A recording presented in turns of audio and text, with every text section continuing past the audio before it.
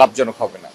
কিন্তু ওই জায়গায় নতুন ইনভেস্টমেন্ট এনে সেই জায়গাটা ইউটিলাইজ করা, সেখানে আরও বেশি মাত্রায় কর্মসংস্থান সৃষ্টি করা, এগুলি হচ্ছে আমাদের লক্ষ্য। আর এই কাজগুলি যদি আমরা আগামী 2 বছরের মধ্যে করতে পারি, শুধু সরকারি মালিকানায় যে কতগুলি মিল আছে, পাটকল, বস্ত্রকল এবং আরও বৃহৎ কতগুলি ইন্ডাস্ট্রি, এগুলির কারণেই হাজার হাজার লোকের কর্মসংস্থান তৈরি হবে। আমি এক্সাক্ট ফিগারটা আপনাকে বলছি না, কিন্তু হাজার হাজার, লাখের বেশি। আর এই মোমেন্টাম যেটা বিল্ড হবে, এটার হাত ধরে প্রাইভেট সেক্টর ইনভেস্টমেন্টও, এটার বাইরেও প্রাইভেট সেক্টর ইনভেস্টমেন্ট আসবে। আর সোলার পাওয়ার জেনারেশন, সেটা তো সরকার ইতিমধ্যে একটা লক্ষ্য স্থির করেছে যে 10,000 মেগাওয়াট সোলার পাওয়ার জেনারেট করবে। আমি বন্ধ মিল কারখানা চালু করার জন্য বিভিন্ন দেশের সাথে আলাপ করছি, যাতে প্রত্যাশিত বিনিয়োগকারী আমরা পাই। চায়না একটা সেটার বড় উৎস হতে পারে, আজকে সেটি আমি উল্লেখ করলাম। শুধু চায়না না, আরও দেশ আছে এটার জন্য। আর সোলার পাওয়ারে আপনারা জানেন যে চায়না অনেক উন্নতি করেছে তাদের এখানে। তারা ইন্ডাস্ট্রিয়াল স্কেলের সোলার পাওয়ার জেনারেট করে হাজার হাজার মেগাওয়াট।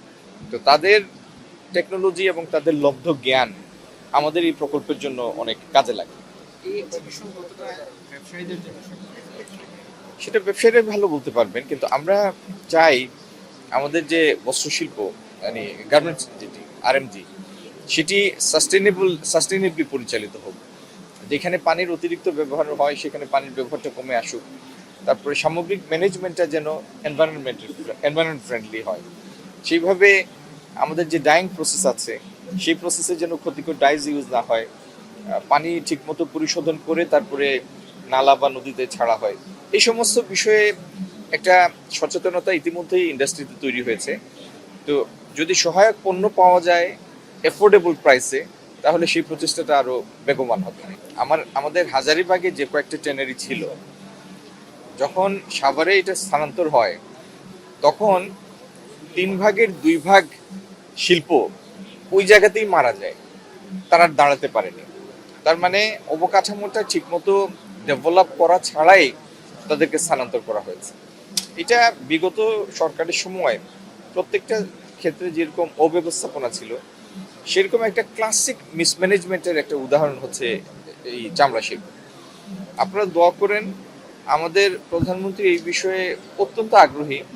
ইনশাল্লাহ বছর 2-1-এর মধ্যেই এই চামড়া শিল্পটাকে আমরা একটা ভিন্ন মাত্রায় নিয়ে যাওয়ার জন্য যা যা আমাদের করণীয় আমরা করছি। ইনশাল্লাহ বছর 2-1-এর মধ্যে, আল্লাহ চাইলে বছর 2-1-এর মধ্যে আপনারা ফল দেখতে পারবেন। একটা ফ্যাক্টরির একটা অ্যাডজাস্টমেন্ট, অ্যাডাপ্টেশনের ব্যাপার থাকে, নেক্সট ফেজে গ্রাজুয়েট করার একটা ব্যাপার থাকে। আমাদের ফ্যাক্টরি শুরু হয়েছে বা এতদিন পর্যন্ত এসছে মূলত লো ভ্যালু গুডসের উপর ভর করে। এখন বাংলাদেশের গার্মেন্টসের সময় হয়েছে যে যে উৎপাদনশীলতার পর্যায়ে তারা পৌঁছেছে, যে ম্যাচিউর স্টেজে এসছে, এখন সময় এসছে হাই ভ্যালু প্রোডাক্টে যাওয়ার, ম্যানমেড ফাইবারে যাওয়ার।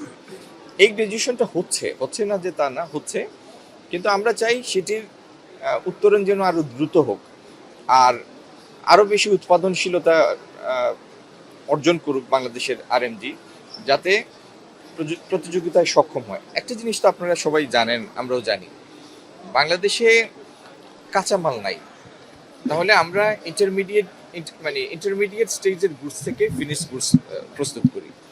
তো এই যে ইনহেরেন্টলি একটা জায়গায় আমরা পিছনে, সেই গ্যাপটা কাভার করতে হলে আমাদের দরকার বেশি বেশি উৎপাদনশীলতা, বেশি বেশি ভ্যালু এডেড প্রোডাক্ট তৈরি করা, ভালো ভালো ডিজাইন তৈরি করা, ভালো নতুন নতুন ব্র্যান্ড সৃষ্টি করা। আমার বিশ্বাস আমাদের আরএমজি সেক্টরের উদ্যোক্তারা যেরকম ইনোভেটিভ, উদ্ভাবনী শক্তি আছে, যেটির পরিচয় তারা ইতিমধ্যে দিয়েছেন, গার্মেন্ট শিল্পের বিকাশ আরও হবে।